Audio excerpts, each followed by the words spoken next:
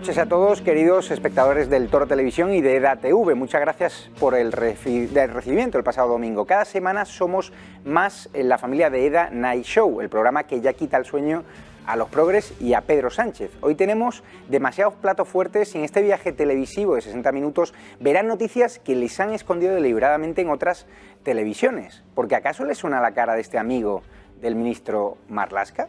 ¿Lo conocen? ¿A qué no saben quién es? Pues es el director de instituciones penitenciarias que promovió la salida de prisión del asesino reincidente y depredador sexual de Lardero, que no Laredo, como dijo el presidente Sánchez. ¿Por qué las televisiones han ocultado su rostro? ¿Por qué no se puede señalar a quien con sus acciones ha llevado tanto dolor a la familia del pequeño Alex? A ese cargo político que, por ejemplo, celebró los Reyes Magos prometiendo más terceros grados y libertades a sanguinarios delincuentes. Hoy les contaremos el oscuro historial de esta persona, como les hablaremos de las correrías del ministro socialista Ábalos, que también compró el silencio de varios medios con publicidad institucional a cambio de que no hablasen del caso Delcy, también de la estrategia de Moncloa para conseguir su muerte civil. Hablaremos, por ejemplo, de la vida secreta del rey Juan Carlos en Abu Dhabi y de por qué hay medios de derechas que están empeñados en atacar a nuestra monarquía y a la reina Doña Sofía. ¿Qué persiguen participando en ese caldo de cultivo contrario a nuestro régimen constitucional? El portavoz de Vox, Iván Espinosa Los Monteros, defendió a la monarquía esta semana ante estos ataques y esta semana nos hemos colado en el hemiciclo en un parón del debate de presupuesto para conocer su lado más desconocido, desde las fiestas de singles que organiza junto a Monasterio en su casa de Madrid hasta sus partidos de fútbol en el equipo de Talleres Espinosa, porque es que Iván, nuestro querido portavoz, no solo da leña a los progres en el Congreso y en los platos, sino también en el terreno de juego como central. Esto y mucho más en EDA Night Show. ¡Arrancamos! Es la sección del radar y estamos ya con Rubén Pulido, que ha estado este fin de semana en Gran Canaria, en Las Palmas, donde ha habido ese congreso sobre inmigración ilegal. ¿Cómo está el ambiente en Canarias? ¿Cómo va esa oleada de inmigrantes ilegales que entran, a pesar de que las televisiones prefieren esconder esos datos? Buenas noches, Rubén. Muy buenas noches, Javier. Pues la verdad que el Congreso ha ido bastante bien y también muchas personas, muchos canarios se han encontrado con una verdadera sorpresa ante la magnitud de lo que está sucediendo. Los medios acostumbran a ocultar cierta información y no eran conscientes ni ellos mismos de lo que está sucediendo en el archipiélago canario. Durante la última semana, sin ir más lejos, pues han llegado, según cifras de ACNUR, un total de 957 inmigrantes ilegales a todo el territorio nacional, de los cuales más de 700 han llegado a Canarias, que ya acumula en lo que llevamos de año 17.000 llegadas ilegales, o lo que es lo mismo, un 40% más, un aumento superior al 40% comparado con datos del año pasado. A nivel nacional son ya casi 35.000 los inmigrantes ilegales que han llegado a España. Terrible. Y al final, ¿ves a la sociedad canaria más concienciada? Porque tú en Twitter no paras de publicarlo, pero te han cerrado también la cuenta de Twitter. Es decir, hay interés en estas plataformas, en las redes sociales, de que no conozcan la verdad, ¿no?, la ciudadanía. Sí, es que es eso. La censura está llegando a todas partes y todos los que estamos intentando ser altavoz de este problema, pues se nos censura, se nos calla, se nos bloquea, como me ha ocurrido a mí recientemente en Twitter. Entonces eso es la sorpresa, ¿no?, y el asombro con el cual se han encontrado en este Congreso. Ver personas como yo, que he estado de conferenciante, ¿no?, hablarles de cifras, hablarles de incrementos. Por ejemplo, no sabían o no eran conscientes que la inmigración ilegal desde el año 2017 a 2020 ha aumentado en Canarias más de un 5.000%. Muchos se echaban las manos a la cabeza y ignoraban que durante el año pasado pues habían llegado más de 20.000, y también ignoran, obviamente porque los medios no se hacen eco de ellos, pues todas las infracciones penales derivadas de esa inmigración ilegal. Era algo que no sabían hasta que han asistido a este congreso y han podido ser conscientes de la realidad, ¿no?, de lo que está pasando.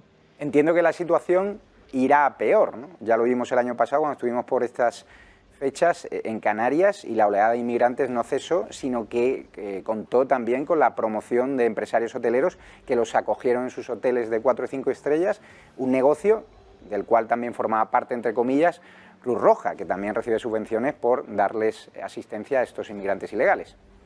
Sí, y para entonces éramos conscientes de ello, porque algunos medios de comunicación arrojaban lo que estaba sucediendo. Pero está ocurriendo lo mismo a día de hoy. Ya me están diciendo los canarios que hay mucha de esa inmigración ilegal que está volviendo a ser acogida en hoteles. Hay propietarios de hoteles que están cediendo sus instalaciones y al final con esto lo único que se consigue pues es seguir avivando ese factor atracción, ese efecto llamada, y entonces las previsiones obviamente son muy desastrosas. Pues muchas gracias, Rubén Pulido, y gracias por tu trabajo y toda mi solidaridad por esa censura en Twitter de la que estás siendo víctima, y que aquí hoy habrá una contertulia que también nos hablará de lo que es el techo de cristal. Estamos ya al otro lado del teléfono con un cargo de Vox, una militante de Vox, de base más bien, Estefanía Martín, que ha sido agredida en su barrio de Sevilla al tirar la basura en la vuelta a la esquina. Ahora se está investigando quiénes son los autores.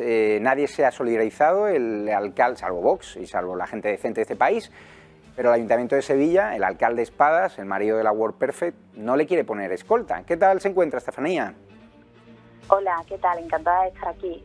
Pues la verdad es que ya me encuentro bastante mejor después de lo ocurrido. Vamos, con el apoyo de mi familia, amigos y muchísima gente que ha mostrado su solidaridad ante esta situación. La verdad es que muchísimo mejor, gracias. ¿Cómo se siente cuando el alcalde Juan Espadas no se solidariza con usted, no condena la terrible agresión, ese golpetazo en la cabeza que sufrió, no lo ha condenado? ¿Y pues cómo se siente usted cuando encima le reclama escolta? Le dicen inicialmente a su portavoz allí, o a su compañera Cristina Peláez, que se la van a poner, y ahora resulta que no, que usted va desprotegida en un barrio además donde hay bandas de narcotraficantes, clanes. En este caso no estamos hablando de inmigración, estamos hablando de personas nacidas en España, pero gente muy peligrosa y está pasando mucho miedo, claro. Exacto, sobre todo por mi familia. Yo creo que referente al alcalde Espada, a lo que has hecho referencia, yo diría que el silencio los hace cómplices de esta situación. Es terrible, toda mi solidaridad, y no sé si vais a tomar algún tipo de medidas, si habéis hablado con la Policía Nacional para que se facilite esa escolta, por qué se produjo esa agresión. Me cuentan que denunciasteis los cortes de luz, que en ese barrio sevillano en concreto, que no goza de tanta publicidad como las 3.000 viviendas, pero que estáis viviendo una situación terrible y que Juan Espadas parece que lo quiere convertir en el estercolero de Sevilla, ¿no? Claro, ten en cuenta que las 3.000 viviendas se ve desde la C30. Es una zona que hay que poner bonita e invierten dinero para que realmente el turismo no vea la necesidad que tiene esta ciudad. Que ha hecho que en algún lado de tu casa tienes que poner el trastero, y yo creo que han decidido que sea en la zona de Palmete. Aquí ha aislado el barrio, lo ha discriminado, no tiene buena comunicación, es como una ratonera y estamos rodeados de barreras arquitectónicas. Entonces lo que ha hecho es la receta perfecta para convertir mi barrio en un gueto. Terrible. Pues toda mi solidaridad, y a los clanes que te tienen amenazado, un poquito de dignidad, un poquito de decencia, de verdad. Dejen a esta señora tranquila, que además está haciendo un papel brutal como militante de base en Vox, ¿no? Esas personas anónimas que están en política por vocación. Muchísimas gracias, además, Estefanía. Estupendo, un abrazo fuerte. Gracias, Javier. Ahora vamos al tema que no veréis en otras televisiones.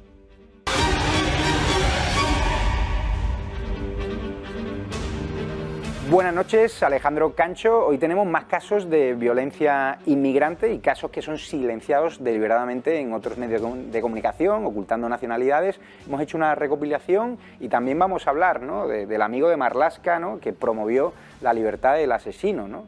Así es, Javier. Muy buenas noches, muchas noticias, y vamos a comenzar con un tema horrible. Ha ocurrido en Igualada, en Barcelona. Una joven de 16 años permanece en la unidad de cuidados intensivos tras haber sido brutalmente violada durante la noche de Halloween. La policía investiga la identidad de los agresores, que presuntamente, atención, habrían conocido a la joven a través de las redes sociales. La propia ministra, Irene Montero, ha apoyado públicamente a la joven a través de su cuenta de Twitter, pero fíjense en el contenido del mensaje: que la calle, la noche y la fiesta también sean nuestras, decía la ministra podemita. La madre de la menor agredida ha enviado una carta al presidente del gobierno, Pedro Sánchez, en la que pide medidas para evitar estas agresiones sexuales y reivindica que cuando tocan a una mujer nos tocan a todas. Este caso se suma a las 955 agresiones sexuales cometidas en lo que ya va de año 2021. En España hay una violación cada 8 horas. Fíjense, es el resultado resultado de un ministerio que cuesta a los contribuyentes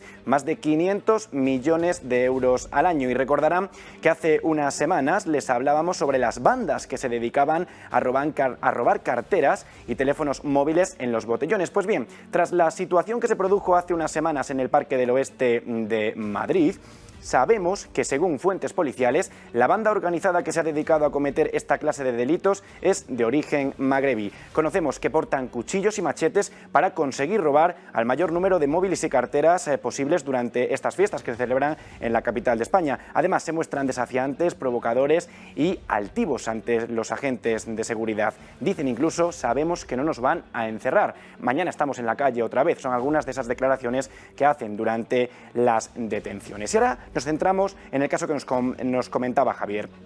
El jefe de prisiones de Marlaska se jactó de vaciar las cárceles 2 días antes del crimen de Lardero. Fíjense en estas imágenes. Un dato para que sean conscientes de, cuando manejan los datos, conozcan en su integridad lo que están comentando. En el año 2011 en España había 66.000 internos y 22.000 funcionarios. 10 años después, en el año 2021, en España hay 46.000 internos, es decir, 20.000 internos menos, y 24.000 funcionarios, 2.000 funcionarios más que en el año 2011. Es Ángel Luis Ortiz González, cargo de la máxima confianza y amigo del ministro del Interior, Fernando Grande Marlaska. Hacía estas declaraciones la semana pasada en sede parlamentaria en el Congreso de los Diputados, 2 días antes del asesinato del niño de Lardero, en La Rioja, a manos de Francisco Javier Almeida, que obtuvo el 3er grado vía recurso a prisiones en contra de la mayoría de la Junta de la Cárcel en febrero de 2020. Francisco Javier Almeida, un hombre de 55 años que ha pasado casi 30 preso por delitos sexuales, fue puesto en libertad por Ángel Luis Ortiz, el amigo de Marlaska. Lo increíble de toda la información que ya les veníamos contando a lo largo de la semana lo tenemos en este tuit. A Melchor, el rey Melchor, en los Reyes Magos, le pedía que viniera cargado de terceros grados. A Gaspar le pedía permisos para los presos y a Baltasar que les diera libertades. Y es que en 2020 lo que parecía un simple mensaje de valores para la reinserción de los presos ha acabado una vez más como una tragedia. Los pagos extra a los directores de las cárceles por conceder libertad condicional o 3er grado a los reclusos contra los criterios de la Junta de Tratamiento ha supuesto el secuestro y el asesinato de un joven de 9 años en La Rioja. Y sobre este caso, fíjense en las palabras de Pedro Sánchez. Quisiera, en primer lugar, expresar mi dolor y mi conmoción por el atroz crimen de Álex. En mi nombre y en el nombre del Gobierno de España quiero transmitir mi más sentido pésame a su familia, a sus amigos y a todos los vecinos y vecinas de Laredo. La sociedad española está consternada y, de nuevo, todo mi cariño a los familiares y a los amigos y al pueblo de Laredo. El presidente del Gobierno confundió Laredo con Lardero al dar el pésame a los familiares del niño asesinado, aunque se equivocó al decir bien el nombre del pueblo. Y tenemos también que informarles de una noticia muy importante. Agentes de la Policía Nacional abatieron a tiros a un subsahariano con antecedentes penales, concretamente con 4 de ellos por resistencia a la autoridad, tras amenazar a los agentes con un cuchillo. El suceso se produjo este mismo viernes en el barrio madrileño de Villaverde. Y además también, Javier, han sido detenidos 6 menores magrebíes por encerrar, fíjense, a 2 cuidadoras de un centro de acogida en Fuerteventura, una noticia que hemos conocido hace apenas unas horas. Los menores se habían enterado de que las cuidadoras se habían quejado de que ellos fumaban porros en sus dependencias y no querían compartir sus habitaciones con miembros de otras etnias, como por ejemplo de origen subsahariano. Como ven, señoras y señores, son muchas noticias que nos ocultan los medios, pero que aquí les contamos. Muchas gracias, Alejandro. Algún día le contaré mi historia dentro de ese centro de menores y lo que me pasó con la Cruz Roja allí. Muchísimas gracias y ahora es momento de tertulia, que nos acompañará Isabel San Sebastián y Benjamín López. Muy buenas noches, plantel de lujo hoy con mi querida Isabel San Sebastián, del columnista del diario ABC, escritora, le recomiendo todos sus libros, además que no sé cuál elegir, y Benjamín López, de Castilla y León Televisión y también colaborador de Telecinco. En primer lugar, ¿debería pedir disculpas Marlaska y su amigo, el director de instituciones penitenciarias, por este tipo de alardeo de promover permisos penitenciarios, pluses de hasta 2.000 euros a los directores de prisiones que están facilitando la salida de delincuentes, de depredadores sexuales, porque desgraciadamente, ¿no?, entre ese grupo que han promovido la salida estaba, ¿no?, el asesino de Lardero. 2 días antes del asesinato se alardeaba, ¿no?, Ángel Luis Ortiz de haber promovido estas salidas. ¿Deberían dimitir o ser cesados? Los dos, uno tras otro. Que se concedan pluses salariales a directores de prisión por hacer progresar de grado a delincuentes y sacarlos de la cárcel antes de cumplir sus condenas, en contra del criterio de las juntas de tratamiento donde trabajan expertos, eso es, a mí me parece que es incompatible con el ejercicio de un cargo de tanta responsabilidad como la dirección de prisiones. Luego debería dimitir el responsable de centros penitenciarios, de política penitenciaria, y debería dimitir el ministro que lo nombró por múltiples razones, pero esta, además... Esto es escandaloso, tienen una responsabilidad evidente en el asesinato de ese niño, y a saber cuántas de las violaciones que se están produciendo en los últimos meses, un 30% han crecido los delitos de violación y las agresiones sexuales contra mujeres, un 30%, y eso que nos iban a liberar del yugo del machismo, ¿verdad? Ha subido el presupuesto del Ministerio de Igualdad, más de 500 millones de euros. No sirve para nada, ¿no? No, hombre, desde luego, para combatir la violencia contra las mujeres, no, pues ya digo, han subido un 30%. Para colocar a la condena Isa Serra, para colocar a amiguetes, asesores y tal. ¿Cuántos de esas agresiones sexuales han sido perpetradas por sujetos que deberían estar encerrados y que están en la calle en virtud de la generosidad aquí del rey Melchor, Gaspar y Baltasar de instituciones penitenciarias? Es infumable. Benjamín, ¿debería dimitir, pedir disculpas el amigo Marlaska y Marlaska? Verás, vamos a aplicar la lógica. Si tú cometes una negligencia de tal tamaño en tu puesto de trabajo, ¿qué ocurre? Pues que te vas de patitas a la calle, ¿no? Claro. Evidentemente. Los políticos son de otra pasta, tienen algún privilegio especial, desde luego no deberían. Por lo tanto, hay una clara responsabilidad, hay una decisión que se ha tomado de forma negligente, como mínimo negligente, pero suficiente desde luego para que asuman responsabilidades políticas por lo que ha sucedido. Coincido plenamente con Isabel, no se pueden dar incentivos, va contra cualquier lógica, contra el sentido común más elemental, por escarcelar, vamos a decirlo fácil, por escarcelar a presos que no deberían escarcelarse. Y las consecuencias efectivamente las hemos visto. Y esto, lo que ha ocurrido, no es casual, es que está ocurriendo hace mucho tiempo. Yo no sé si forma parte además de este imaginario progresista en el que vienen instalados gente de la izquierda, del Partido Socialista, sigue insistiendo en derogar la prisión permanente revisable. No, por ejemplo. Ahora no se atreven. Pero bueno, pregunté a Podemos. Sí, pero no solo eso, sino que piensan, bueno, pues que todo el mundo se puede redimir, que casi el criminal tiene que tener más derechos que la víctima, y claro, de todos esos polvos, pues estos lodos, ¿no? Y al final lo paga un niño, ¿no? Sabéis que ha sido semana de presupuestos, todos sabemos lo que va a ocurrir. Nos hemos colado en el hemiciclo con Iván Espinosa de los Monteros, que se ha abierto en canal, nos ha hecho las confidencias más íntimas que nunca había hecho antes a un programa de televisión, solo en EDA Night Show.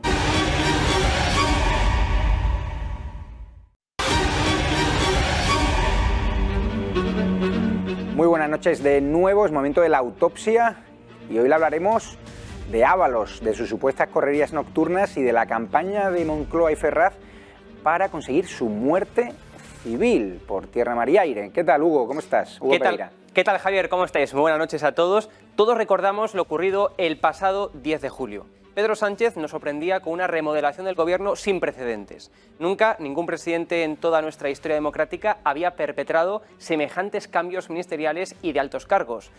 Y bueno, pues de todos ellos, un hombre destacó por encima del resto, José Luis Ábalos.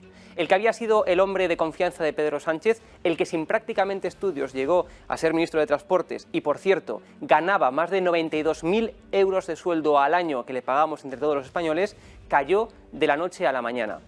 Y desde ese momento la pregunta era, ¿qué hizo caer al que era una de las personas con más poder en España? Y poco a poco las respuestas van saliendo a la luz. Desde fuentes de Moncloa lo dejan claro. Ábalos era un animal político y mediático, pero ha traicionado los principios socialistas por su modo de vida o doble vida oscura y caótica. El clima interno del Palacio de la Moncloa era de tensión extrema y Pedro Sánchez estaba muy enfadado. El entorno del presidente, en efecto, admitió que la amenaza se intensificó hace unos meses. Concretamente, dicen que había un vídeo que habían visto a alguien por ahí, pero que no se sabía si existía o no. Un vídeo en el que salían Ábalos y Koldo con mujeres. Eso es lo que nos ha llegado, concretamente a The Objective, que es quien publica la exclusiva desde Moncloa. El propio Pedro Sánchez fue informado de la celebración de una fiesta en un parador. La habitación quedó destrozada y con restos de todo. La reacción del presidente del Gobierno fue instantánea. Nos ha traicionado. Además, dicen las fuentes que cogió un enorme cabreo y decepción personal con Ábalos, llegándole a negar la palabra y forjando un distanciamiento que no podían ocultar. Además, fíjense ustedes, aquellos que apoyan a Ábalos, a pesar de todo lo que venimos conociendo en estos últimos días, argumentan que es su vida privada y que hay que respetarla. Bueno, lo cierto es que se está hablando de su modo de vida, que no vida privada, y que afectó a sus quehaceres, a sus obligaciones como ministro. Es más, tal fue el abandono de sus tareas ministeriales que desde Moncloa son múltiples los que afirman que quien realmente ejercía de ministro era Pedro Saura y no Ábalos. Pero el verdadero detonante llegó cuando ya no solamente era insostenible su ausencia, sino que también su presencia. Siempre estaba cansado, dormido, bostezaba, llegaba tarde a las reuniones de la Ejecutiva y también al Consejo de Ministros. Además de no estar en ningún tema ni controlar ni tan siquiera los suyos propios. Del escándalo Plus Ultra, por ejemplo, dicen fuentes de Moncloa que Ábalos, leo palabras textuales, no tenía ni puta idea. La primera persona que se atrevió a hablar, claro, fue Carmen Calvo. La entonces vicepresidenta primera del Gobierno le espetó a Pedro Sánchez que el escándalo puede estallar porque hay pruebas. Y concretamente se entendía que Ábalos es incompatible con nuestros valores feministas. No podemos aprobar el abolicionismo de la prostitución y mantenerlo como número 3 del PSOE. Se lo dijeron varias veces: José, no te olvides del abolicionismo. Pero Ábalos no mencionó ni una palabra en ninguna rueda de prensa. No fue un olvido, sino una desobediencia deliberada, relatan fuentes socialistas. Y a todo esto hay que sumarle la exclusiva que EDATV publicaba. Su mujer, expolicía, a la que colocó en la delegación del Gobierno y quien padece una grave enfermedad, desde aquí, bueno, pues le deseamos todo lo mejor, le planteó una demanda de divorcio millonaria que amenaza con dejarle en la ruina. Los ataques continuos que ha recibido Ábalos acabaron por afectar al matrimonio. Sobre la publicación de la serie contra él en el The Objective, el entorno de Ábalos pues, le ha sorprendido que basen su información en un presunto vídeo que no existe, en testimonios anónimos de Moncloa y Ferraz y en una habitación destrozada en un parador que forma parte del ente público del que era CEO Óscar López, hasta su fichaje como jefe de gabinete de Pedro Sánchez. Otra cosa es que lo hubiesen pillado pagando puticlubs con dinero público, pero si ese no es el caso, no tiene sentido esta información, aseguraba un primera fila de Vox. Lo que no podemos olvidar es que José Luis Ábalos maneja información muy comprometida contra Sánchez y otros ministros. Ha sido hombre clave en Ferraz, conocedor de toda la fontanería y trapos sucios del partido y tiene mucho contacto con periodistas. Y por eso, desde el PSOE, no dudaron en aniquilarlo mediáticamente y el político valenciano, Javier, se lo temía desde hacía ya bastante tiempo. Muchas gracias, Hugo Pereira. Vamos a conectar con Cristina Seguí, que es una de las personas que más conoce, además porque es de Valencia como Ábalos, los pufos de Ábalos, y también la exclusiva que publicábamos en la web, que les animo a conectarse, edatv.news, contando cómo Ábalos compró el silencio de varios medios de comunicación a los que le llegó el caso Delfi. Días antes de que lo publicase Voz Populi, compró ese silencio con publicidad institucional. Buenas noches, Cristina Seguí. ¿Qué tal? Buenas noches. Pues en efecto, la verdad es que Ábalos no es un recién llegado. Ábalos lleva desempeñando su carrera política desde hace 47 años en la Comunidad Valenciana y siempre ha sido conocido por su indolencia y por su poco gusto al trabajo. Una persona que lleva absolutamente toda la vida medrando, un hombre cuya hoja de servicios comienza, como muchos socialistas, blanqueando guerrillas terroristas marxistas, por ejemplo, en Colombia, hablo del M-19, un socialista que comienza a hacer fortuna a costa de hacer estos viajes a Iberoamérica y llevarse estas mordidas económicas con la tapadera de siempre, la falsa filantropía, ¿no? Un político de baja estofa cuyos escándalos sexuales han sido siempre frecuentes en la Comunidad Valenciana. Creo que en este caso su mujer, Carolina, la que él mismo coloca a través de este tribunal en la policía local cuando es concejal del Ayuntamiento de Valencia, es su tercera o cuarta mujer. De todas se divorcia exactamente por lo mismo, pero lo más importante no es esto. Ábalos viene de una carrera política que ha complementado con una organización, una falsa ONG, untada de dinero público, unos 5 millones de euros, que además utilizó para comprar un doctorado honoris causa en Perú a un hombre que ahora mismo está en prisión por haber estafado 870.000 euros a través de esa universidad peruana de San Pedro. Coloca a su hermana trabajando en el INEM, a su sobrino un policía raso en una embajada en Roma, a su mujer, como acabáis de decir ahora mismo, en la subdelegación de gobierno, su suegro tesorero de Fiadelso, y lo que yo creo es que lo de ahora es una estrategia política de desinformación. Cristina, ¿no? Sí, pero claro, en el PSOE rápidamente no pueden hablar de puritanismo, porque si tienen que echar del PSOE a gente por su mala vida, empezamos a nombrar, a dar nombres propios, que me hablen de cuidado con el tema de la prostitución.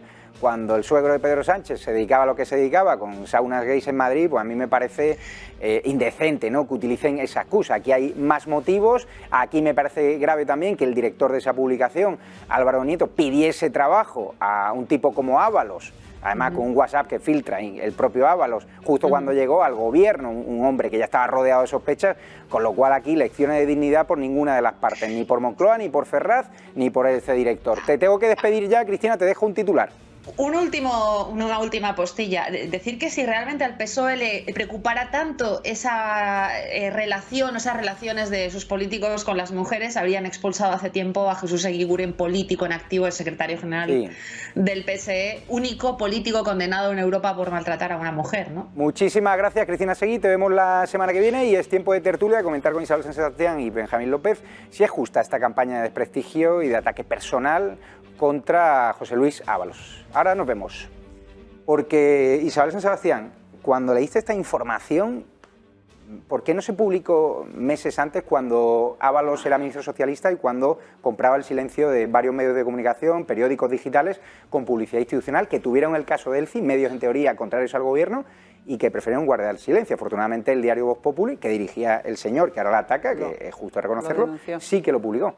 Bueno, a ver, amor o muerto, gran lanzada, ¿no? Esto, evidentemente, una vez que Ábalos ha caído, los ataques salen gratis. Yo no quiero cargar contra los compañeros, me parece feísimo eso del WhatsApp, que yo no lo sabía, me he enterado hoy, eso de que le pidas trabajo a un político, el político no te lo dé y luego te vengues sirviendo de alguna forma de altavoz de las denuncias de su propio partido contra él una vez que se lo han cargado. Me parece muy feo. Dicho esto, que Ábalos era un tipo oscuro, era Vox Populi, era muy conocido. Que el PSOE ahora diga que se traicionan sus principios por dedicarse a ese tipo de actividad, a mí me da risa. Todos sabemos en qué se han gastado el dinero los de los ERES en Andalucía.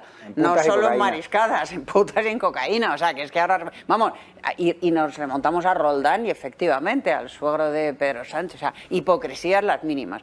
Hipocresía. Que se han querido cargar a Ábalos por múltiples motivos, me parece bien. Pero que ahora resulte que Ábalos es un desdoro y es una figura vergonzante para el PSOE porque le gustan las mujeres, pues hombre, franca, no cuela. Benjamín, ¿qué te parece que haya habido periodistas de investigación que todos conocemos que por culpa de sus jefes, de sus directores, han dejado el caso del CI en un cajón y 2 semanas después Vox Populi decidió publicarlo y renunciar a toda esa publicidad institucional del gobierno del bulo, como hemos hecho nosotros en EDATV? Pues que me va a parecer un escándalo y una auténtica vergüenza que hace un poco una radiografía de cómo está la profesión, ¿no? Bueno, es una profesión que el periodismo está pasando por momentos muy bajos. Cualquier ingreso es bienvenido para sobrevivir y de eso se aprovecha el gobierno, evidentemente, ¿no? No, pero hay de todo, ¿eh? O sea, tampoco... No toda la profesión. O sea, hay de todo. Hay gente muy la generalización conlleva siempre, la generalización conlleva siempre una injusticia, es verdad, pero estamos viendo casos verdaderamente escandalosos. Desde aquella portada que compró el gobierno de todos salimos más fuertes, etcétera, etcétera. Cosas que no hablan bien, la verdad, sí, no bueno, hablan bien que, de la profesión. Pero periodistas que se han callado noticias y medios que no han publicado noticias o que han publicado noticias previo pago los ha habido siempre, ¿eh? Bueno, pues claro, siempre ha estado mal, ahora también. Sí, pero vamos que... Verás, que salga ahora este tema de Ábalos. ¿Es interesante o no es interesante saber por qué un ministro ha salido del gobierno? Yo me haría esa pregunta primero. Yo creo que es interesante para la opinión pública. ¿Pero tú te crees que sea por esto? No es por eso por lo que se filtra. No es por eso por lo que se filtra. No, que tú te crees que sale del gobierno por esto. Porque yo eso no me lo creo. Esto es el pretexto. ¿Quién manda esta es la excusa final. A Delfi, Sánchez? Claro, evidentemente. Esta es la excusa final. Yo creo la verdadera salida para mí, la verdadera salida del gobierno de Ábalos se debe al fracaso de la estrategia que se comenzó en Murcia. No, pero ahí estaba Ahí estaba.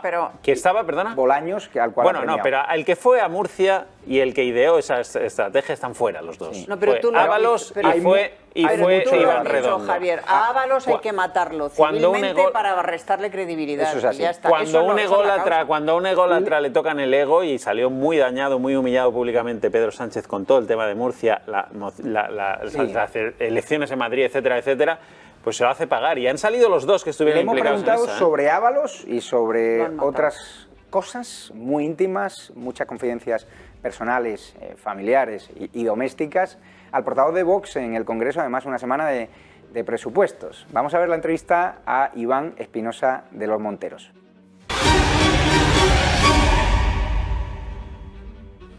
Muy buenas a todos, queridos espectadores. Para mí es un placer y un orgullo poder entrevistar a una persona a la que le tengo muchísimo respeto, cariño, y a la que incluso le he llegado a llamar querido portavoz, porque para mí son todas las personas que luchan contra los enemigos de nuestro país, los que quieren romper el orden constitucional, todas esas personas son queridas, y así lo dije en la rueda de prensa del Congreso de los Diputados. Para mí también es un honor hacer la entrevista en el hemiciclo, en el Congreso de los Diputados, desde el escaño de Santiago Abascal, de donde tiene que aguantar continuos insultos, ofensas, y donde aguanta, como digo, con paciencia, con tranquilidad y sin entrar en las provocaciones, ¿no?, de los que quieren quebrar nuestro orden constitucional y quieren tocar símbolos, ¿no?, como la monarquía. Estamos ya con el portavoz de Vox en el Congreso de los Diputados, pieza clave y más esta semana donde se están debatiendo los presupuestos generales del Estado. ¿Cómo se encuentra don Iván Espinosa de los Monteros, querido portavoz? Estoy sentado aquí en el escaño de Santiago Abascal, la verdad que impone. ¿Qué significa para usted la figura de Santiago Abascal? Y me han contado el primer día que le engatusó, que le pidió que le acompañase a un juicio a la Audiencia Nacional, porque nadie de su partido, el Partido Popular, en la calle Génova, le pillaba cerquita, quiso acompañarle. Pues sí, está sentado en un escaño muy especial, es el escaño del presidente de Vox, de Santiago Abascal, que es el escaño de un líder, ¿no? Un líder, yo he conocido muchos líderes en el mundo de la empresa, en el mundo de la consultoría, de auditoría, de banca, en el mundo industrial, y en el mundo de la política pues he ido conociendo a unos cuantos, ¿no? Pero Santiago es un líder especial, es un líder que ha demostrado una enorme resiliencia, esa palabra que se utiliza mucho ahora, una enorme consistencia, una enorme persistencia y sobre todo una claridad de ideas absolutamente insobornable, ¿no? Es una persona que se ha jugado la vida desde muy joven, una persona que ha tenido que ir con escolta desde los 18 años, incluso a clase. Yo no había oído nunca hablar de una persona que fuera a clase en la universidad con escolta, dentro de la clase, porque incluso algunos compañeros suyos podían ser peligrosos, ¿no? Imagínate lo que es eso desde los 18 años, ¿no? Una persona que se la ha jugado por España y que ha sido ejemplar en su vida. Y efectivamente yo le conocí pues en una cena, un día que me contó que al día siguiente iba a ir a un juicio a la Audiencia Nacional, juicio que le había puesto años atrás a una serie de individuos, todos con antecedentes penales, que le habían agredido físicamente en la toma de posesión de su acta de concejal del Ayuntamiento de Llodio, como digo, hace ya unos años, y al día siguiente iba a la Audiencia Nacional y se enfrentaba prácticamente él solo, porque iba él con su padre, con un amigo suyo que hacía de abogado, que se llamaba Javier Ortega Smith, y Enrique Cabanas. Y con otro amigo que era Enrique Cabanas, que hoy es bueno, pues una de las personas más importantes dentro de Vox. Y esos eran las personas que se iban a enfrentar a dos autobuses a 100 personas proetarras que venían a ese juicio de la Audiencia Nacional, ¿no? Y el PP le dejó solo, el PP le abandonó. La Audiencia Nacional, como sabes, está en la calle Génova, enfrente casi del PP, y el día que yo decidí acompañarle, pues veíamos pasar muchos coches oficiales que iban camino de esos maitines, ¿no? O sea, de reuniones que tenía Rajoy en Génova, pero la estampa de coches oficiales pasando a largo y Santiago Abascal, que era pues uno de los jóvenes líderes del PP vasco, solo enfrentándose a una jauría de 100 proetarras, porque eran como pues 20 o 25 acusados y una serie de abogados y amigos y familiares, ya digo, dos autobuses, pues era muy metafórica, ¿no?, de lo que era el PP en ese momento. Antes de entrar en política, usted se arruinó en varias ocasiones. De hecho, me cuenta un pajarito que como no tenían dinero, se tuvieron que ir de luna de miel, cuando se casó con Rocío Monasterio, a Túnez, donde algunos confundían a Rocío Monasterio como si fuese una tunecina y a usted como un turista americano. Sí, yo me casé en el 2001 y en un momento difícil. El 2001 fue un año en el que pasaron muchas cosas, ¿no? El 11S arruinó el negocio que tenía y entonces pues me encontré recién casado, recién embarazado y recién arruinado, ¿no? Y efectivamente tener a Rocío al lado pues fue un auténtico privilegio, porque ha sido siempre muy luchadora, muy echada para adelante, y pasamos ahí pues unos tiempos difíciles, ¿no? Y en Túnez, que efectivamente fue donde nos fuimos de viaje, porque tampoco teníamos presupuesto para mucho más y estaba muy bien, pero fue una miel muy austera y muy barata, por así decirlo. Ahí casi salgo de la ruina, porque me ofrecieron un considerable número de camellos por ella, ¿no? Y estaban, primero, cuando íbamos por los zocos, pues le increpaban, ¿no? Porque estaban convencidos de que era una local, de que era una tunecina, pues muy morena y que iba con un extranjero, y aquello pues era casi intolerable, ¿no? Y luego ya cuando vieron que no, pues me ofrecieron unos cuantos camellos y bueno, estuvimos ahí negociando, pero no me ofrecieron suficientes camellos para entregar a Rocío. Me cuenta que usted conoció a Rocío Monasterio, bueno, a través de unos amigos, pero que se enamoraron sobre todo en misa de 8 de la mañana. Porque Rocío Monasterio quería estudiar durante el día y usted, como que le gusta bailar, o en aquella época le gustaba bailar, pues prefería no ir como empalmada a misa. Yo salía el sábado y ya de empalmada, pues antes de ir a casa, pasaba por misa. Y efectivamente, ¿quién va a misa a las 8 de la mañana? Pues nadie, no había nadie más en aquella iglesia más que las monjas que vivían ahí y Rocío, y bueno, pues fue inevitable que nos acabáramos conociendo y acabáramos quedando, sí, sí. Me aseguran que tienen una condición en su domicilio, es que no se habla de política, salvo que sus hijos introduzcan el tema en la mesa del comedor. ¿Qué temas le han preocupado a sus hijos esta semana o la semana pasada? Sí, procuramos evitar hablar de política porque es muy pesado y además los niños tienen una vida propia que no tiene por qué estar impregnada de la política, ¿no? Es mejor que no. Pero de vez en cuando sí preguntan o sacan temas o muestran cosas que les parecen injustas. Recuerdo muy bien hace unos años con los bombardeos en Siria, por ejemplo, ¿no? Que una de nuestras hijas, que era pequeña, vio aquello en el telediario, no estábamos ni siquiera en política, pero vio aquello en el telediario, vio el horror de la guerra, vio pues, los niños que estaban quedando huérfanos en la guerra de Siria, y entonces nos miró indignados y nos dijo: nosotros somos cristianos, ¿no? Sí. Y estamos tolerando que se bombardee Siria, ¿no? Y que los niños se queden sin padres, ¿no? Y que los niños... Y no estamos haciendo nada, ¿no? Ah, muy bien. Y se fue indignada, ¿no? La niña tenía en ese momento 6 o 7 años. Bueno, pues de vez en cuando los niños también nos dicen cosas, pero en general procuramos no hablar de política y hablar de las cosas de los niños o de las cosas de la familia, que es lo que a ellos les ocupa. ¿Le han hecho bullying a sus hijos por ser hijos de quienes son? ¿Representantes de Vox? Bueno, no, la verdad es que en general han tenido bastante suerte. Ha habido uno que intentó meterse con un hijo mío, pero está bastante fuerte mi hijo y se le supo resolver la situación solo bastante bien. Me cuentan que de no haber sido político le hubiese gustado dedicarse al show business. Bueno, yo de hecho me dedicaba al show business antes de ser político. Hace 20 años tenía una compañía que se dedicaba a eso en Miami, el mundo del show business hispano. Y la verdad es que conocía casi todos los cantantes, grupos, actores, actrices de la época, que son casi todos los mismos que los de ahora, los del mercado hispano. El reggaetón es lo que ha cambiado un poco, pero por lo demás los que triunfaban hace 20 años siguen siendo los que triunfan ahora, ¿no? Me cuentan que rapea usted en inglés de cine.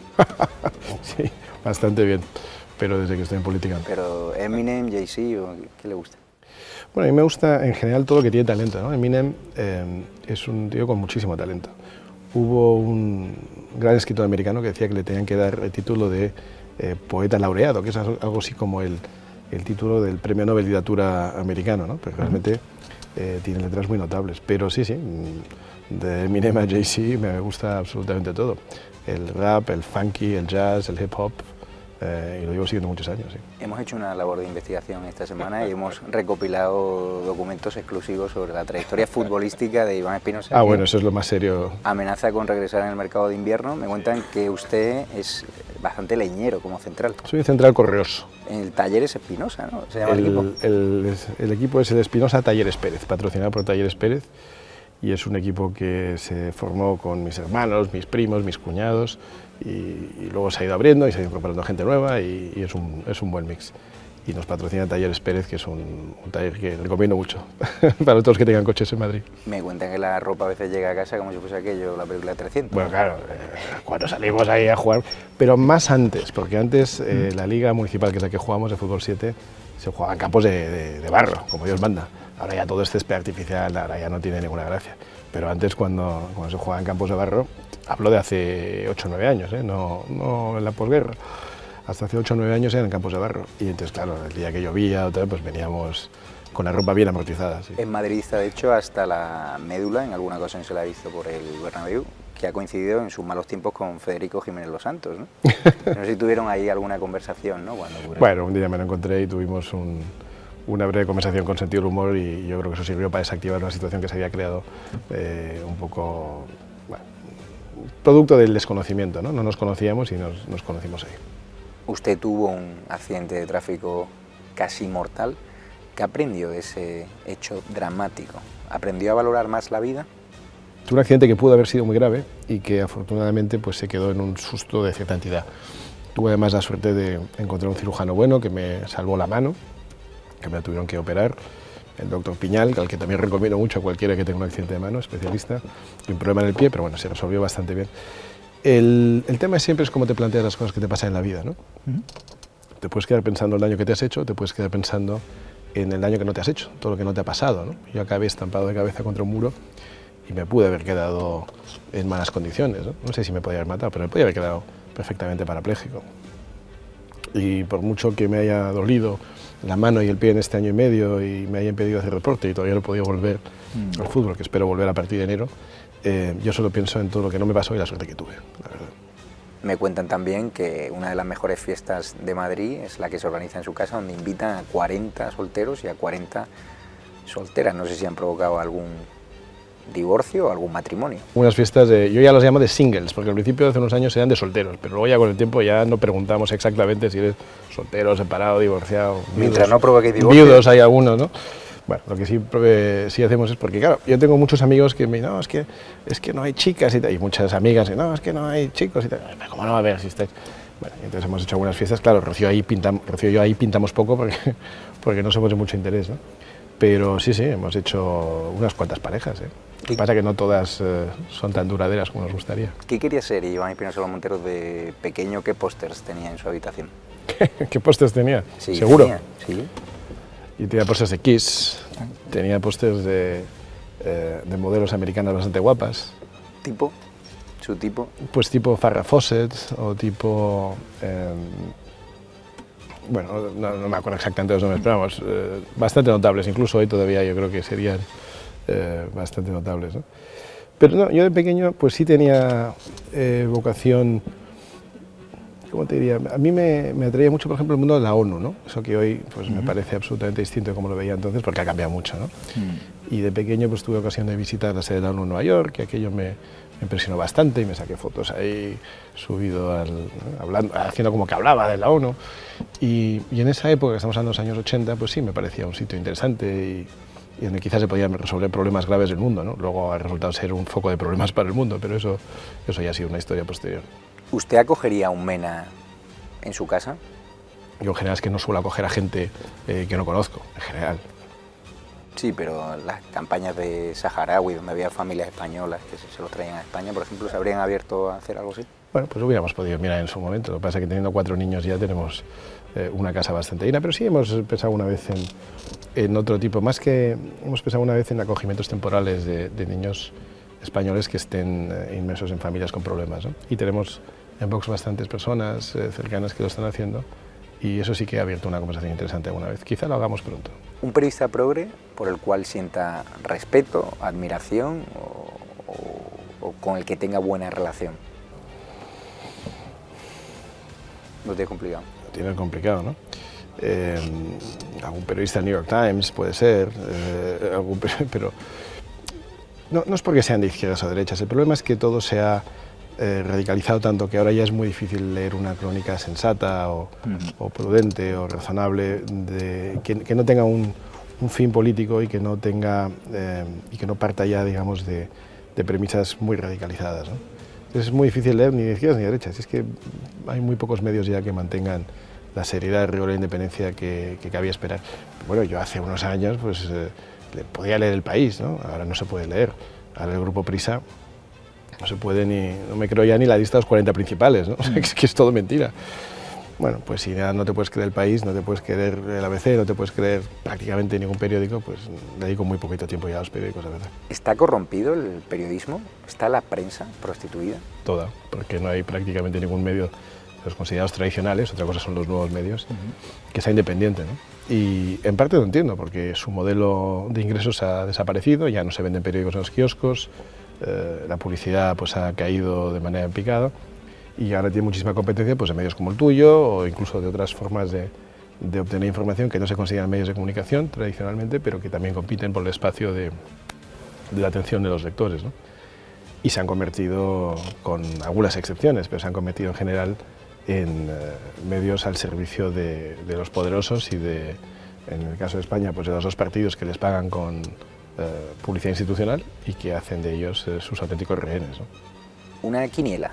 ¿Qué pasará en las próximas elecciones generales? ¿Habrá sorpaso al Partido Popular? Yo creo que en las próximas elecciones generales acabará produciendo un gobierno entre el PP y el PSOE. Y ese será probablemente el último gobierno antes de que llegue Vox al poder. ¿Va a montar usted una academia de matemáticas cuando abandone la política después de las clases que le da a Susana Griso y a otros periodistas progres? Sin personalizar, pero yo sí creo que es... yo tampoco me considero un matemático, es decir, que yo estudio económicas y más o menos tengo capacidad aritmética normal, lo que pasa es que veo que hay gente que le cuesta mucho, ¿no? Y de verdad que la comprensión de las matemáticas básicas es una cosa absolutamente esencial para operar por la vida, ¿no? Para calcular porcentajes, incrementos, saber multiplicar, dividir, no sé, dividir entre 5, por ejemplo, ¿no? Que es un ejercicio que hago mucho. Dime un número del 0 al 100 y te lo calculo más rápido con la calculadora. La gente dice imposible, ¿no? Pues, por ejemplo, dime un número del 1 al 100, que tú quieras. ¿Yo? Sí. 12. 2,4. Dime otro. 26. Dividí entre 5, 5,2. 77. 14, 77, 15,4. Madre mía. Y luego lo calculas con la calculadora. Sí. Pero tener un poco de agilidad mental es absolutamente necesario para toda la vida. Mira, a mí hay veces que voy a comprar unos productos y cuando llega a la caja ya los tengo sumados. Y entonces cuando me dicen es tanto, digo, no, se ha equivocado usted, de más o de menos, da igual, pero hay que tener en la cabeza una mínima capacidad matemática para ir por la vida sin que te engañen y yo creo que es muy útil. Porque usted, ya que habla de supermercado, ¿que es más de Mercadona o de Sánchez Romero? No, soy mucho más de Mercadona, somos familia numerosa. El hacendado es el producto clave en mi casa, claro. Me confiesan en su entorno más próximo que usted ha llegado a dejar su casa, ¿no?, para hacer rodajes de cine, de series, y que luego, claro, había que recoger los cables y que Rocío Monasterio no estaba avisada de nada. Sí, la verdad es que hemos tenido, como Rocío, diseña cosas muy bonitas, hemos tenido, la verdad, casas realmente bonitas y muy espaciosas, y los rodajes, tanto de cine como de publicidad, pues muchas veces buscan casas amplias, con buena luz y espaciosas, y nos las han alquilado con mucha frecuencia. Sí, hemos hecho pues capítulos de series bastante conocidas, muchos anuncios, algunos para España y otros para el resto del mundo, que es lo mejor, porque así la casa no se quemaba y se podía volver a alquilar para otra marca al poco tiempo. ¿Se entiende con Teodoro García Egea y un adjetivo que le defina? Trabajador. ¿Y a Pablo Casado? ¿Sí me entiendo? No, un adjetivo.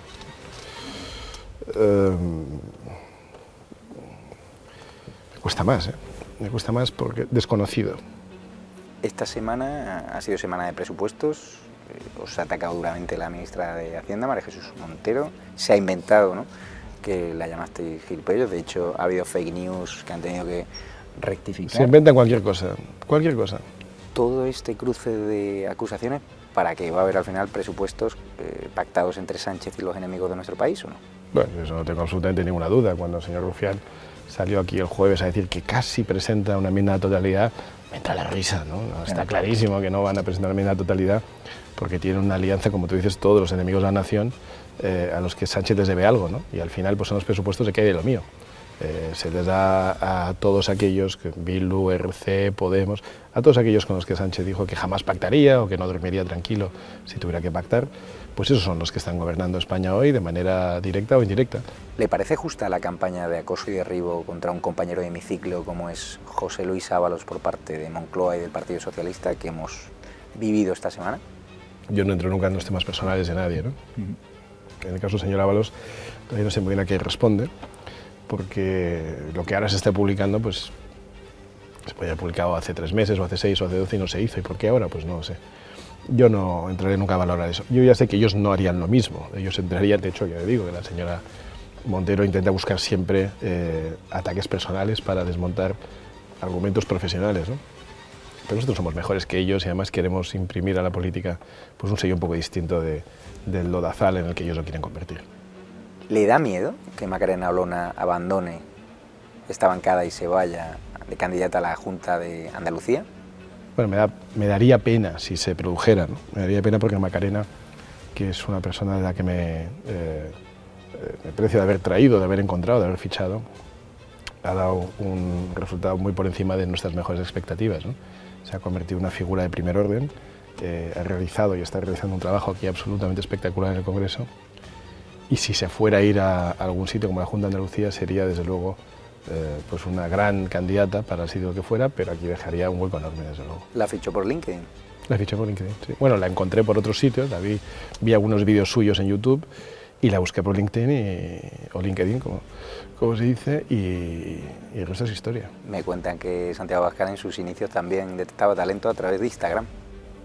Es posible, es posible. ¿Y Manuel Mariscal estaba al tanto de todo esto? Manuel Mariscal ha sido una de las personas más importantes en el desarrollo online que ha tenido Vox, ¿no? Al darnos cuenta de que teníamos las puertas de todos los medios de comunicación cerradas, pues tuvimos que especializarnos en la única vía que teníamos en ese momento, que eran los medios digitales. Y por medios digitales incluyo algunos que luego también se nos han cerrado, como WhatsApp. Al principio teníamos una gran capacidad de enviar WhatsApps en cadena, que a su vez se multiplicaban, pero eso también nos lo acotaron. Y entonces pues entramos en Facebook y en Twitter, y eso pues también lo han ido acotando. Nos han suspendido las cuentas, nos han ido haciendo todo tipo de trampas, ¿no? Y entonces hemos pasado pues a Instagram o a, no sé, a TikTok o... Que su hijo es TikToker, de hecho. Mi hijo ha sido un TikToker de cierta... ¿Cómo que ha sido? ¿Ya lo ha dejado? Lo ha dejado, sí, sí. Está muy centrado en sus estudios y en el deporte y eso. ¿Cuántos seguidores? ¿Con cuántos seguidores dejó? Pues yo creo que como 60.000 o una cosa así, un buen número, sí. Madre mía. Pues, ¿y usted qué siente cuando comparte bancada, ¿no? O hemiciclo con gente como Pablo Echenique o proetarras, ¿no? Que han ofendido o que han aplaudido los asesinatos de los familiares de Alcaraz, por ejemplo, ¿no? Yo con los etarras no comparto absolutamente nada y no quiero saber absolutamente nada de ellos. Absolutamente nada de ellos. ¿Y tirías de copas con Rufián o a bailar reggaetón? Bueno, bailar reggaetón la verdad es que no. A veces uno se da sorpresas con cómo son en persona las personas que vemos en televisión, ¿no? El señor Rufián tiene muy poquitos puntos en común con nosotros, prácticamente ninguno. Pero creo que es una persona que para su público bueno, pues lo cuenta bien, ¿no? Y luego, curiosamente, pues es una persona que no es maleducada. Es educado. Y además, es educado. Aunque dice que es del Español, está en madridista como usted y yo. O sea que... Y luego te encuentras otra gente que te piensas que tendría más afinidad personal o que sería más educada y resulta que no lo son, ¿no? Así que te lleva sorpresas en ambos sentidos. Pues pero con los de Bildu no tengo absolutamente nada que ver ni me interesa. Pues muchísimas gracias, portavoz, desearle mucha suerte y un honor haber compartido, ¿no? Aquí bancada, ¿no? Con usted en este sitio privilegiado que es el Congreso de los Diputados y a seguir en la lucha. Muchísimas gracias. ¿Te ha gustado el sitio de Santiago Abascal o no? Sin duda, impone. No sé si tiene calefacción interna. No, pues, es un abrazo. Encantado.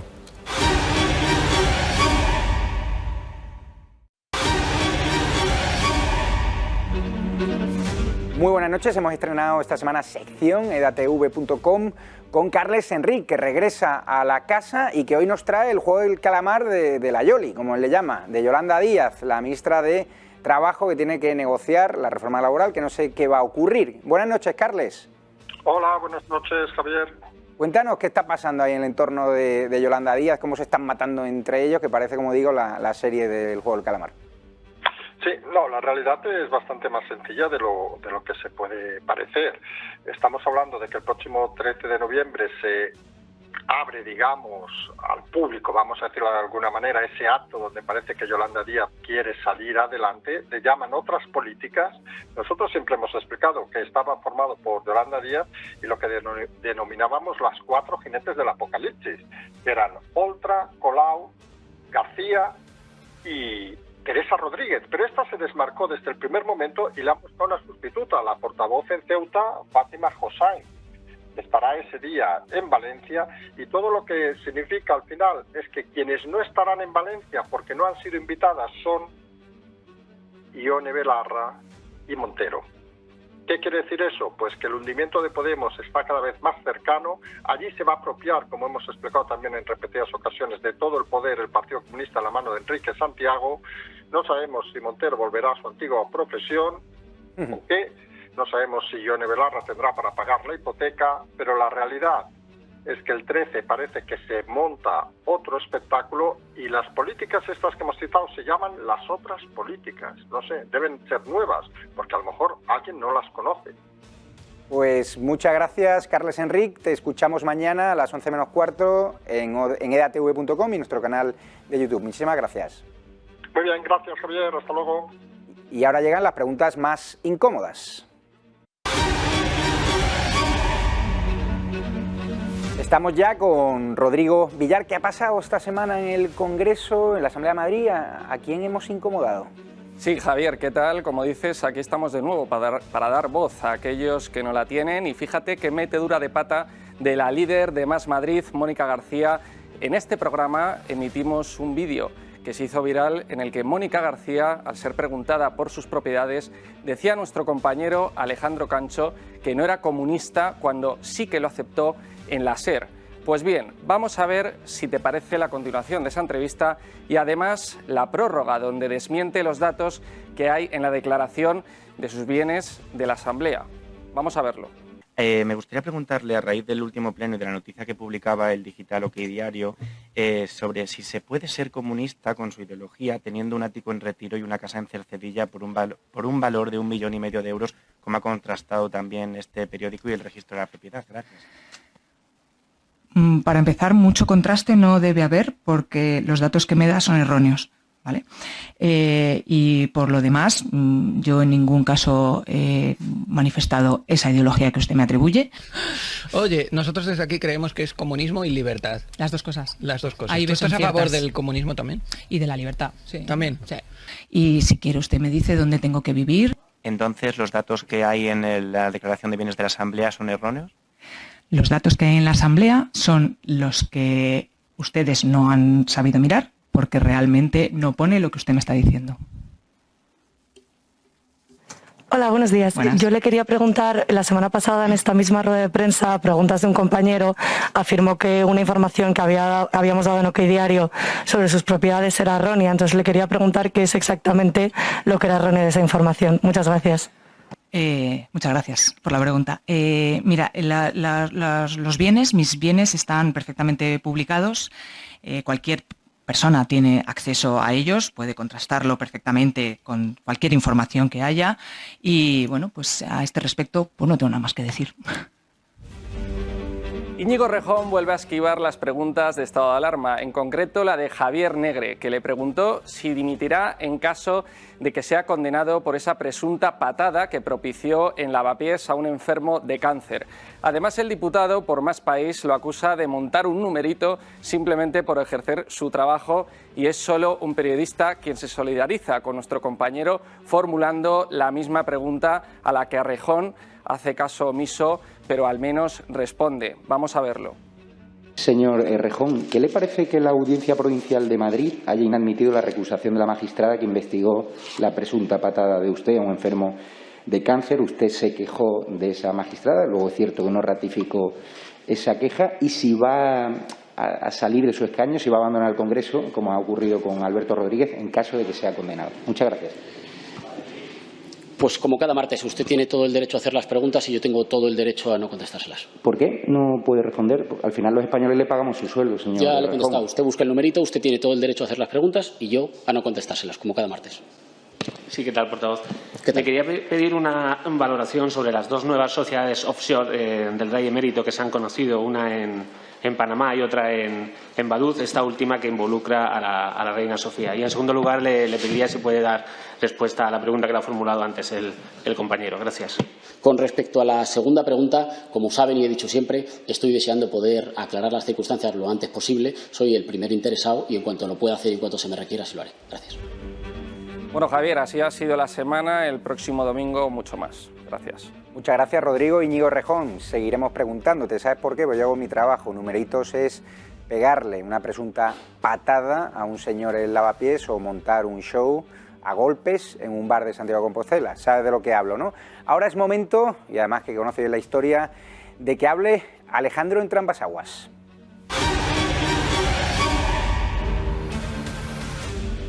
Muy buenas noches, Alejandro Entrambas-Aguas. Supongo que te hará risa esto de Rejón, lo habéis desmontado, ¿no? De OK Diario, pero hoy estás aquí sobre todo para hablar de la vida secreta de nuestro rey emérito, al cual la izquierda y algún medio no para atizarle también, y te has ido hasta allí.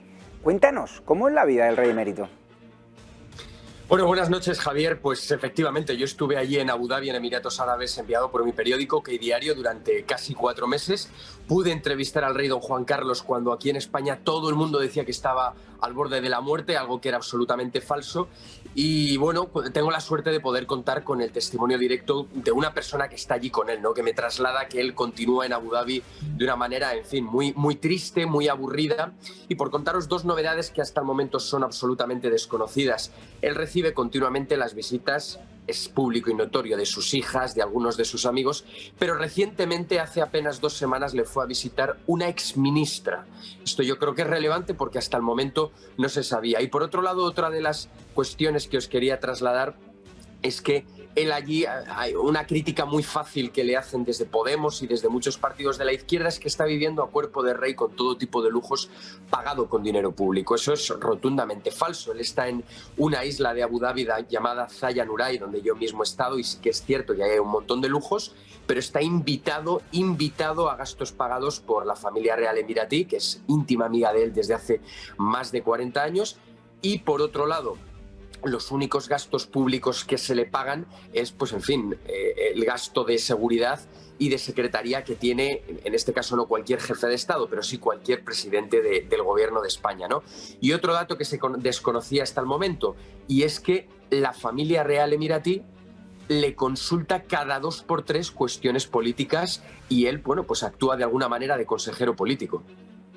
Pues Alejandro Entrambas-Aguas, yo la información que tengo es que mantiene contacto por videoconferencia con la reina doña Sofía, no tiene ningún tipo de relación con los actuales reyes, con su hijo y con la reina Leticia, y me cuenta un pajarito, que le conoce bastante bien, que le ha echado el ojo ahí a una cocinera egipcia. O sea, ya os contaremos la historia, y el rey Juan Carlos ya sabéis que lo apreciamos porque no está ni condenado ni investigado, y en cambio hay golfos, hay delincuentes en Podemos, pues que se han resistido, ¿no?, a abandonar a su escaño hasta que le echaron hace una semana por ser condenados por patear a un policía. Muchísimas gracias, Alejandro Entrambas-Aguas, y la semana que viene vamos a atacar, entre comillas, con información, a una persona intocable hasta la fecha. No vamos a adelantar, pero sabes a quién me refiero, ¿no? Totalmente, y además animo a toda la audiencia a que estén muy pendientes porque es un político que desgraciadamente sobre él pesan muchos rumores, muchas sospechas, muchos escándalos de corrupción y lamentablemente ahí sigue disfrutando de la impunidad. Pues muchísimas gracias, Alejandro Entrambas-Aguas, porque es tiempo de tertulia y claro, esta semana Isabel San Sebastián hemos conocido más información contra la reina doña Sofía y claro, cuando ves los medios que lanzan estos ataques, uno dice, bueno, será el diario.es, el Plural. Ve a medios aparentemente defensores de nuestro régimen constitucional. No sé si están haciendo un flaco favor, a qué responde esa campaña. Yo siempre defenderé la libertad de cada medio, hacer con su medio lo que quiera. Pongo la mano en el fuego por esa información, porque los periodistas que hay detrás es real. Pero ¿no hace un flaco de favor a nuestro orden constitucional esa información? Muy flaco. Yo estoy contigo. Yo creo que un medio es libre. Estamos en un país libre. Un medio es libre de publicar lo que quiera. Pero yo, del rey don Juan Carlos, me quedo con su labor impagable en la transición española, que fue un periodo ejemplar de nuestra historia, de los periodos más luminosos que ha habido en la historia de España, en toda la historia de España, y que habría sido imposible sin su intervención. Me quedo con la ejemplaridad de la reina doña Sofía, que ha sido un modelo de dignidad, de elegancia, de representación de España y de representación de la corona española. Y ya está, y escarbar en otro tipo de cosas no conduce a nada. Y además, como tú muy bien has dicho, y hay que insistir, el rey don Juan Carlos no está exiliado en ningún sitio. El rey don Juan Carlos está en Abu Dhabi porque no quiere volver a España o porque su hijo no quiere que vuelva a España, pero en cualquier caso ni está investigado, ni está condenado, mucho menos, ni es objeto de ningún tipo de intervención judicial. De modo que es un ciudadano libre que se mueve con libertad y que no le cuesta un euro al erario público, más allá de lo que le cuesta su seguridad, que es algo que se le paga a muchos exministros y a muchos expresidentes. Flaco favor hacemos a España hurgando en las miserias del rey emérito. Benjamín, en la mesa de tertulias televisivas hablamos mucho, ¿no?, de esa supuesta fortuna del rey emérito, pero no hablamos de la mina de oro de Zapatero. ¿Por qué? De la supuesta también. De verdad te contesto. A ver, es evidente, ¿no?, la respuesta. El ataque a la monarquía forma parte de una estrategia política. Y esa estrategia política, de la que desgraciadamente participan además los dos partidos del gobierno, porque uno por convicción y el otro por seguidismo, por interés o por necesidad, llámale como quieras, al final participa también de esa estrategia de desprestigio absoluto. ¿Por qué? Porque se busca no debilitar la figura de Juan Carlos, ni la de su hijo, se busca debilitar la institución para a su vez debilitar la Constitución española. Es decir, es un intento de un golpe a lo que ellos llaman el régimen del 78, ¿no?, de Podemos, que nunca lo han escondido, por otra parte. Desde ese punto de vista, yo creo... Sí. Podemos no, el PSOE sí. El PSOE lo ha escondido. Sí, lo que pasa, por eso digo que hace un seguidismo, no sé si necesitado, interesado o lo que sea, pero el caso es que hace seguidismo. Entonces, claro, hay muchos españoles que a lo mejor pues, pueden tener sus convicciones republicanas, pero que no participan o no participamos de esta estrategia, porque efectivamente lo que hay detrás de esto es un interés en pegarle un golpe a nuestra Constitución y a nuestro Estado de Derecho. Y yo, desde luego, no voy a participar de eso. Nación. Tenemos que... No, claro, y por ende a nuestra nación, efectivamente. Que concluir, porque nos pasamos de tiempo, tenemos que organizar un monográfico en defensa de la monarquía. Yo el día que sepa a qué hora viene el rey emérito y a qué aeropuerto va, iré a recibirle, a darle las gracias por todo lo que ha hecho por nuestro Cada día país. Están haciendo monárquicos, desde luego. Sin duda. Muchas gracias por todo el apoyo, por el impacto que nos dais en redes sociales. La semana que viene tenemos bombas informativas exclusivas y nos pueden seguir durante la semana en edatv.com, donde les animo a registrarse, y también, por supuesto, les recomiendo los contenidos del Toro Televisión. Somos más y mejores. Muchísimas gracias a todos y ojo, me voy a Gran Canaria, me voy a Las Palmas, me voy a ver si están llegando o no pateras. La semana que viene os mostraré la realidad que te esconden otras televisiones.